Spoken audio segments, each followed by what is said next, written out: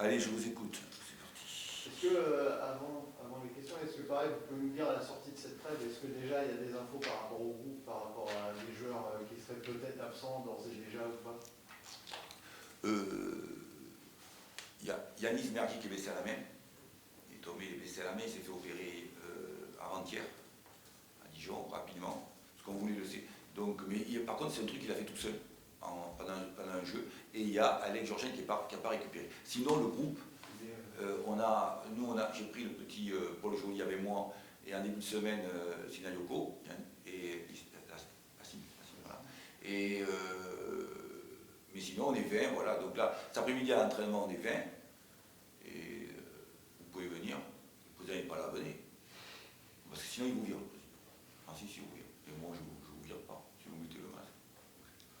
Vous pouvez venir après. Il va dire ça, si tu le fais écouter ça, l'autre. Il va appeler direct. Direct, il va appeler, me dire. Bah là, on est typiquement dans le sujet que vous venez d'évoquer il y a 3 minutes. Provocateur.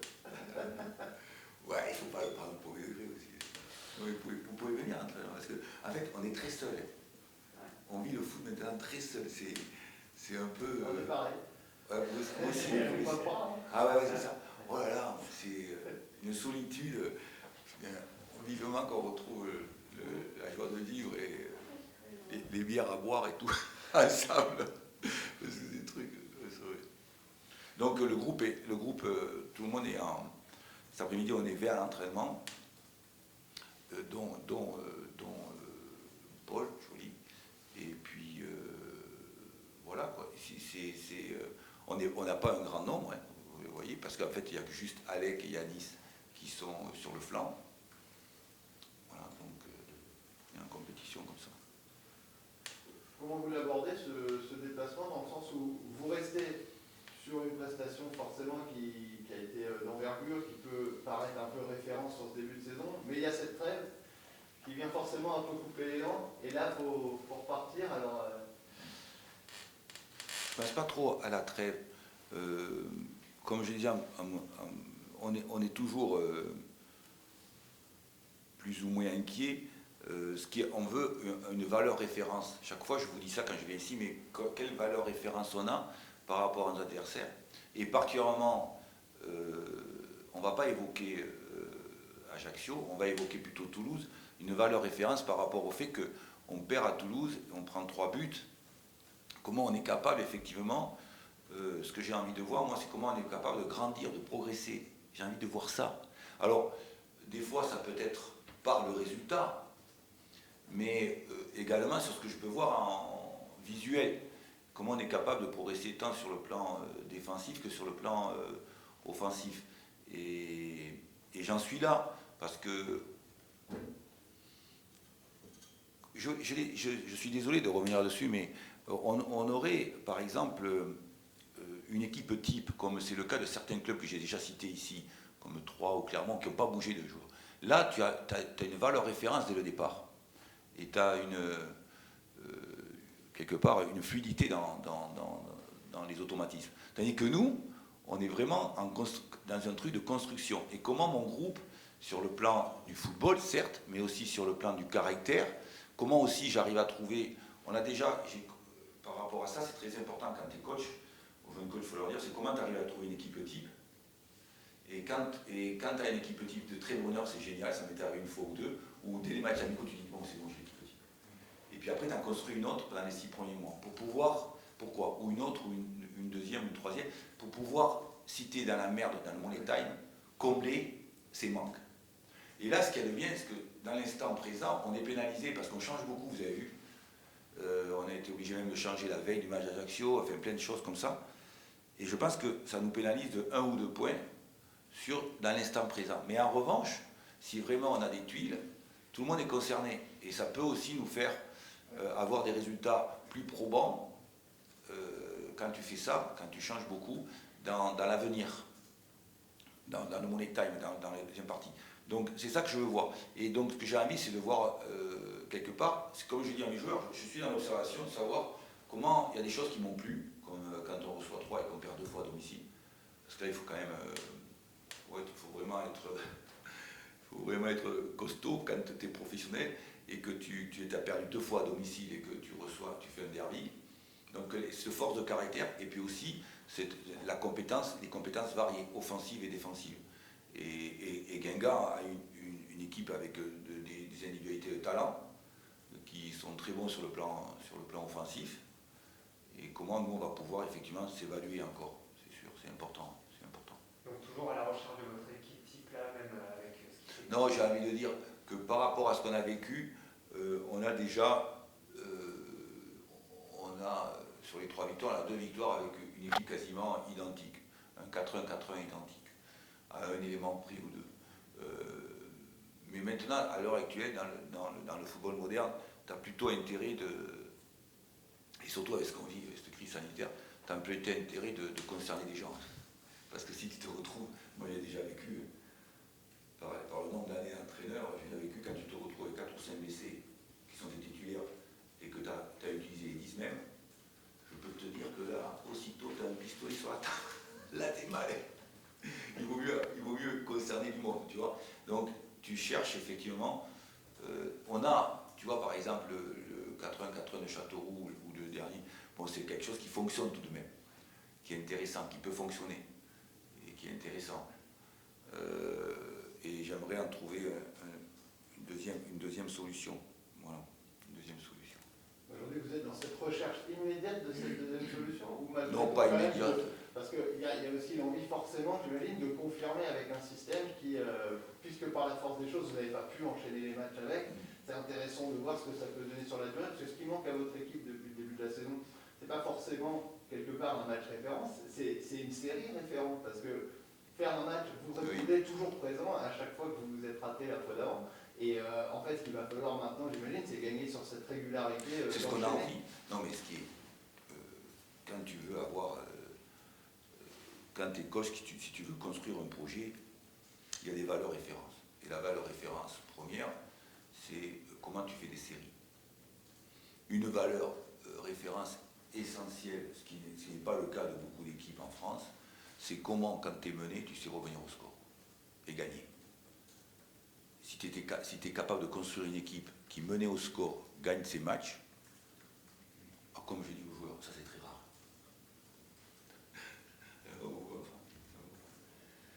Si tu sais faire ça, après tu vas partout. Tu fais ce que tu veux. Mais donc après, tu as aussi des valeurs références, comme tu dis, une série.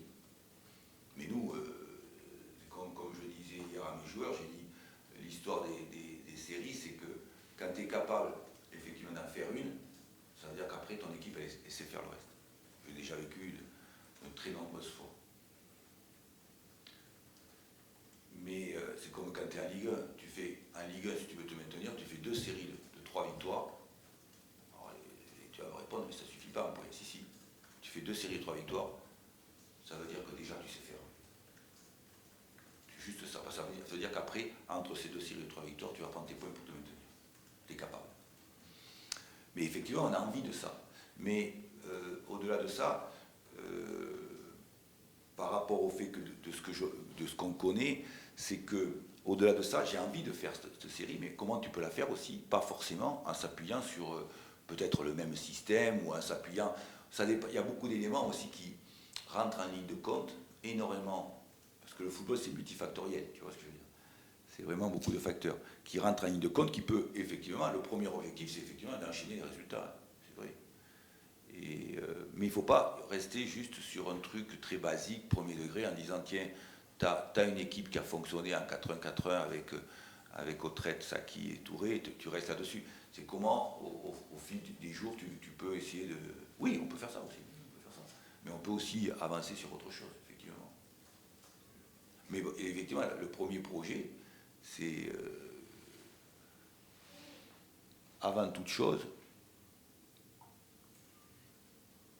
c'est d'enchaîner les résultats. Tu sais que nous, comme je vous le dis souvent ici, chaque point de presse, un entraîneur, il est heureux que s'il enchaîne les résultats. Mais aussi, contrairement à ce qu'on peut penser certains, c'est que des fois, tu as des défaites qui sont beaucoup plus porteuses d'avenir qu'une série de victoires. Attention, il faut le savoir. Il y a plein d'entraîneurs qui te le diront.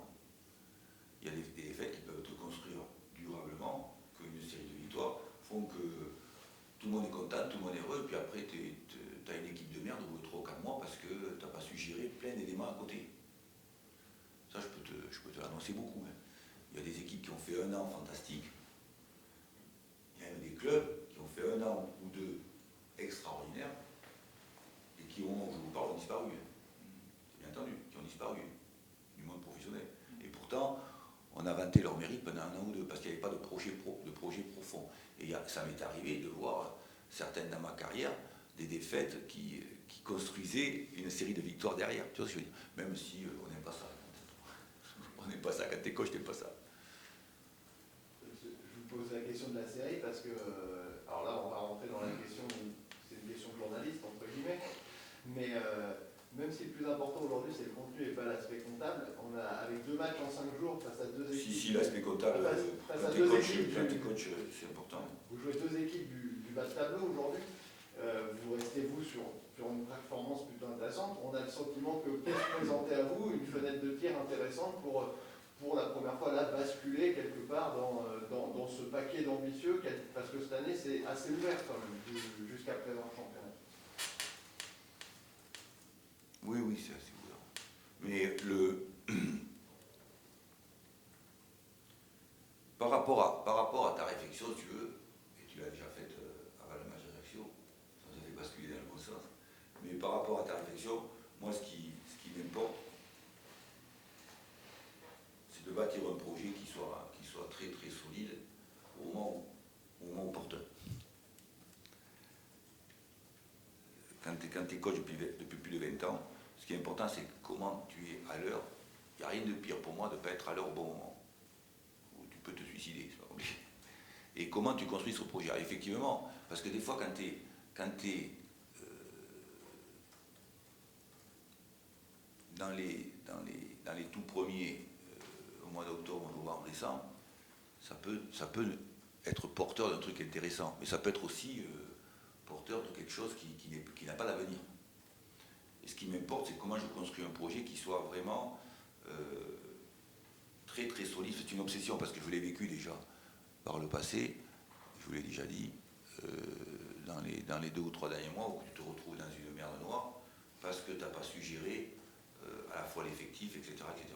Mais c'est vrai que sur le plan comptable, si tu fais un résultat contre Guingamp, un résultat contre Chambly et que tu es devant, bon,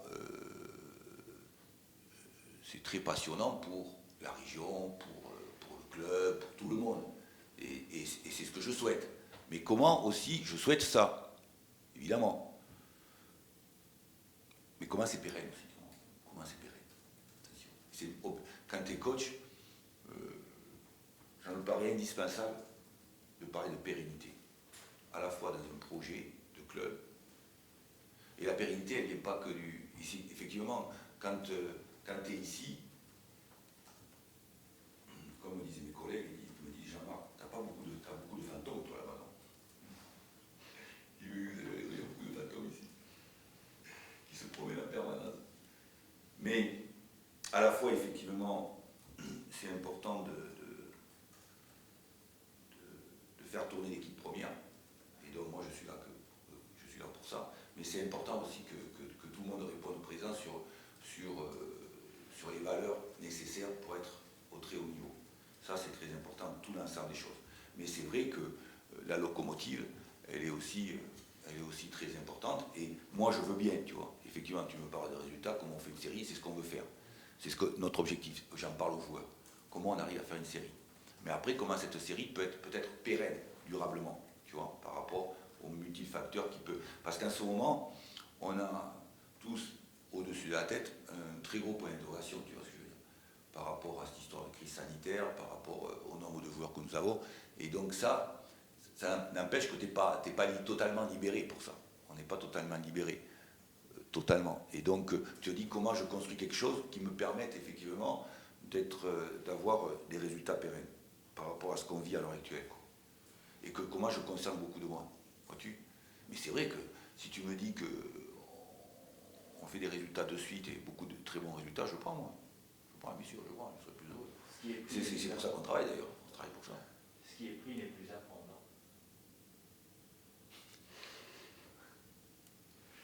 fait, oui, les prix les plus à prendre, c'est vrai. C'est vrai. Et comment on fait Et pour... peut-être ça peut permettre aussi aux joueurs d'avoir un peu plus aussi de confiance, on peut le voir sous cet aspect-là, un peu plus de confiance en eux. C'est vrai. Même si je trouve qu'on a une équipe, on a un groupe consciencieux et qui a peut-être une force de caractère. C'est un groupe consciencieux mais qui n'a pas, qui encore ce qu'on cherche à faire le staff, et moi, c'est de développer encore plus leurs compétences. Il y a des joueurs de talent qui ne développent pas assez leurs compétences. Et donc, par contre, c'est des joueurs très consciencieux, c'est un groupe très consciencieux qui vit bien ensemble, parce que les leaders de l'équipe font en sorte qu'il y ait une très bonne dynamique. Et nous, le staff, on fait en sorte qu'il y ait une excellente dynamique, parce que ça, c'est essentiel. Dans un groupe où tu es au PSG, à Lyon et à Marseille, et tu n'as que des stars, ou après, tu as intérêt d'avoir une bonne dynamique. Voilà. Où tu es blindé, tu prends des stars, les stars te font basculer les matchs, ou après, il faut avoir une bonne dynamique, un bon groupe, et comment on vit au quotidien. Ça, pour l'instant, c'est un groupe très consciencieux. Mais j'aimerais leur faire passer un palier, quoi. Leur faire passer un palier individuellement et collectivement. C'est-à-dire qu'ils sont très à l'écoute, mais vous aimeriez plus de prise d'initiative, c'est ça? Qu'est-ce que vous voulez dire par... Non, ce qui est pour un sportif, non, c'est compliqué parce qu'on va pas y rester la journée, là, Constance, parce qu'il me pose des questions, lui. On va y rester la journée sans déconner. Non, quand tu as des joueurs des joueurs de talent, quand j'étais à Libourne, à CFA, j'avais des joueurs de très grand talent. Ils ne jouaient pas en Ligue 1, Ligue 2. Mais de très grand talent. Comme disait Arrigo Sacchi, il dit attention, il y a une très grande différence entre un très bon footballeur et un excellent joueur de football professionnel. C'est deux choses différentes. Et à Libourne, en CFA ou en National, j'avais des joueurs d'exception, sauf qu'ils ne pouvaient pas jouer en Ligue 1, Ligue 1. Moi, j'ai fait 10 ans en Ligue 1, et en termes de qualité, j'étais une burne. Seulement, j'étais un tueur à gage. C'est tout. J'étais un compétiteur de haut niveau. Et la compétition de haut niveau, que ce soit en judo, que ce soit en tennis, que ce soit, c'est surtout là, comme je dis aux joueurs. C'est là. C'est une capacité, effectivement. Et ça, c'est pas inné, mon grand. Même chez tes enfants et tout ça, ça c'est où tu le travailles, où tu. Voilà. Mais nous, en France, on a les meilleurs joueurs du monde, et de très loin. Les meilleurs footballeurs du monde, de très loin. Mais c'est pas pour ça que tu as des compétiteurs de très haut niveau, et particulièrement en Ligue 2. Donc comment on développe ça chez les garçons? Je leur parle souvent. Ce discours-là, je l'ai souvent avec eux. Parce que les très bons footballeurs, tu vas en trouver partout. Hein. Les mecs du freestyle qui te font des petits ponts, tu en as partout. Hein. Par contre, des très bons joueurs de football professionnels qui peuvent jouer en Ligue 1, dans les 10 premiers, ça c'est notre monde. C'est notre monde. Je l'ai vécu, c'est notre monde. Donc il leur faut plus de mental alors? Non, c'est pas plus de mental, c'est que quelque part, mais attention, hein, les gars, je ne serai pas le seul. Je vais dans les 19 autres clubs de Ligue 2, c'est la même chose. Vous avez bien entendu. Tu vas dans les 19 autres clubs de Ligue 2, c'est la même chose. C'est pas la même chose, non, non. Mais il y a une vraie, très bonne conscience du groupe, une très bonne vie de ce groupe, qui vit très bien. Et après, comment on franchit des paliers ensemble. Puis il y a autre chose aussi, c'est que, comme je le dis, c'est vraiment multifactoriel le football. On ne peut pas faire des analyses analytiques au foot. Comme disait mon ami André Menot, le football ressemble complètement, c'est un paradigme de la politique et c'est la complexité de la vie. Ce sport, c'est le reflet identique de la complexité de la vie. Donc c'est multifactoriel. Et comment effectivement, avec de nombreux facteurs, tu arrives à déclencher un groupe qui s'élève, quoi. Ça c'est très très important. Ce discours sur, en fait, finalement, ce que vous attendez encore plus de vos joueurs pour que l'équipe soit meilleure, vous nous teniez dès le début de saison, notamment après la défaite face à Sochaux, où vous estimiez être encore assez loin quand même des meilleurs. Aujourd'hui, est-ce que vous estimez quand même que votre équipe, sur les 2 derniers mois, elle a évolué? Ou est-ce que c'est que nous, par rapport aux résultats, qui avons le sentiment qu'elle a quand même progressé dans certains points? Parce que vous, finalement, on est à la 7e journée, vous continuez à nous dire que vous attendez de voir ce que ça va donner. Pour vous, il n'y a pas des fois on a l'impression qu'il n'y a pas vraiment d'énormes certitudes dans vos yeux au regard finalement des 6 premiers matchs. Oui, en fait, oui, c'est vrai, c'est un peu ça. Parce que, d'abord parce que je vis avec des joueurs, à part 3 ou 4 que je connais bien, je vis avec des joueurs qui viennent d'arriver et avec qui on n'a vécu que 14 semaines. Et quand tu as vécu 14 semaines avec des joueurs, même si je vois bien que par certains aspects, contre 3 ou certains matchs, je vois du répondant, je leur ai dit bravo. Mais ce que tu as envie, c'est effectivement, tu as envie d'être dominateur. Tu as envie d'avoir pas des certitudes, c'est pas le mot qu'il faut employer au football, dans la jamais, mais des convictions sur le plan défensif, des convictions sur le plan offensif. Et j'attends d'avoir ces convictions-là. Mais à aucun moment, tu peux dire que par rapport à ce qu'on a vécu, contre Sochaux, même si je pense que cette équipe mériterait d'avoir un point ou deux de plus, tu vois. Contre Clermont, tu vois, un point, ou Toulouse, mais par rapport à ce qu'on a vécu, effectivement, j'attends effectivement des confirmations de ce que je vois à l'entraînement, de ces résultats-là. Parce que, tu sais pourquoi? Parce qu'en fait, quand tu as vécu ce qu'on a vécu l'année dernière, que tu es coach, quand j'étais à Brest, on a vécu dans les 5 premiers pendant 3 ans. Ça va, et on n'a pas beaucoup changé d'équipe. Mais quand tu as vécu ce que tu as vécu l'année dernière, que tu es 11e défense, 11e attaque, et que tu as les mêmes stats que Lorient et Lens, ça déconne, tu as envie de te jeter dans la Lyon. Tu te dis, ça déconne, mais c'est quoi? Quand tu vas, par exemple, quand je vais à Ganga, que je vois le président, qui est M. Desplat, qui est un mec merveilleux que j'adore, tout ça, quand je le vois, il me dit, putain, coach, vous êtes le 10e, et nous on est 5e. Mais c'est quoi ce football, il me dit? Ça fait 2 matchs qu'on se fait bouffer. Donc, voilà, par rapport à ce qu'on a vécu l'année dernière, tu imagines bien que moi, je suis un peu sur la volonté de faire progresser dans certains domaines mon équipe, et que je suis encore pas dans des convictions que vous pouvez avoir, vous, peut-être, un regard extérieur, tu vois ce que je veux dire. Même si, par rapport à ce que je vis au quotidien avec les joueurs, je suis satisfait de leur comportement, je suis satisfait de leur investissement, je suis satisfait de leur conscience, parce qu'ils sont consciencieux, parce que j'ai aussi des leaders qui tiennent le vestiaire, parce que c'est ce que je fabrique exprès, volontairement. Voilà. Mais après, on est... puis avec le football, il y a tellement... tu le sais bien, il y a tellement d'incertitudes. Tu vois, tu perds 3-1 à Toulouse, putain, s'il y a un match sur les 6 matchs que tu te dis que t'es malade, t'es vraiment malade, tu te dis, putain, comment on a fait pour perdre 3-1? Tu vois ce que je veux dire? Parce que c'est le foot qui est révélateur et qui fait cette popularité. C'est l'incertitude permanente du football et qui parfois, je l'ai déjà vécu, quand tu construis un projet pérenne, au même titre des fois, tu es assis, ça m'est arrivé souvent, tu es assis et tu dis comment c'est possible qu'on ait gagné ce match et que tu fais des séries. Et là tu fais des séries, tu dis putain, parce que tu as construit un projet pérenne. Et des fois il y a des matchs que tu remportes, comme je dis souvent, mon adjoint il me disait, dans un club, il me disait, il avait 53 ans, il me dit Jean-Marc, je joue, on gagne. Parce que tu gagnes tout. Voilà. Donc comment tu construis ce projet-là? Et comment on fait pour conserver tout le monde quand vous le dites, vous avez quasi une équipe type? Non. Là, dans le groupe que nous avons, ce que je répète à mes garçons tous les jours, c'est qu'ils sont tous concernés. Alors attention, quand je parle concernés, que ce soit clair, le football n'est pas le sport que nous on a pratiqué au XXe siècle. C'est très clair.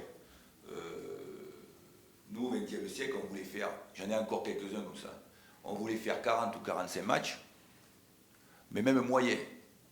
C'est-à-dire que tu faisais 45 matchs, des fois tu étais une grosse pionne, tu étais 0, mais on jouait, en professionnel, Ligue 1, Ligue 2.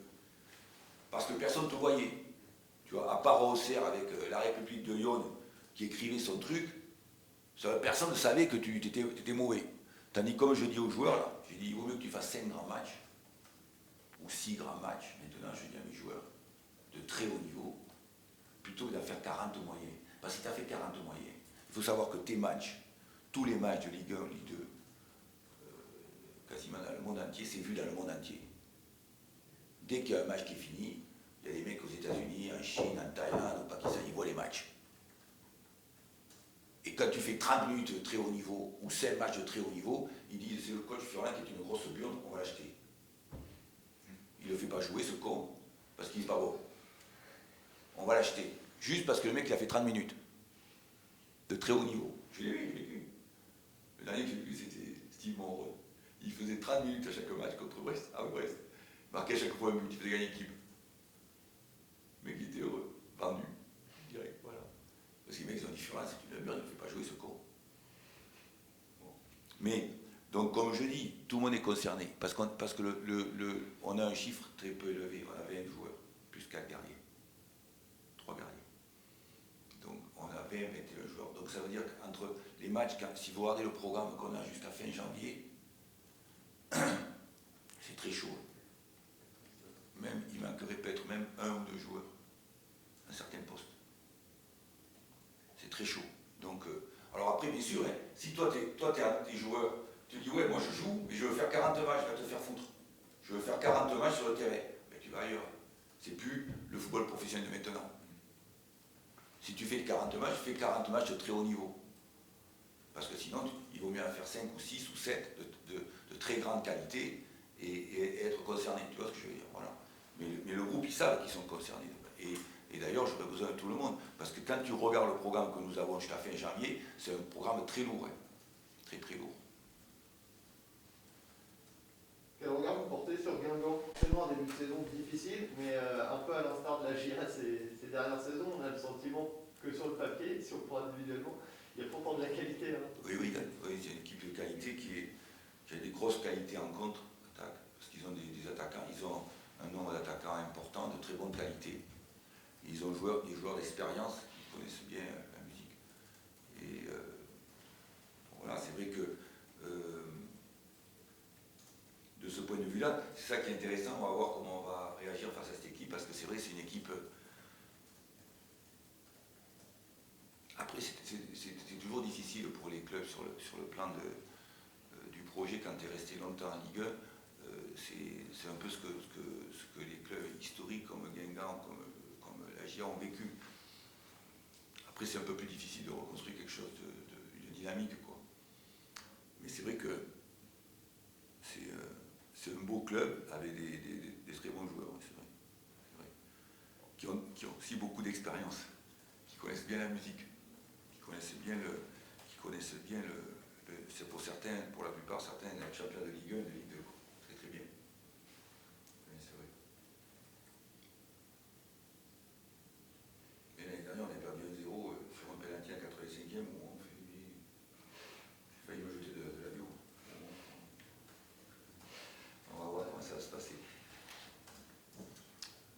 Avec le foot, on ne sait jamais vraiment comment. Des fois, ça dépend aussi de ce qu'on peut voir, de la dynamique qu'on peut avoir dans un groupe, dans une équipe. C'est ça qui est intéressant, quoi. Après, quand tu as une bonne dynamique, un bon mouvement positif, ça peut être intéressant.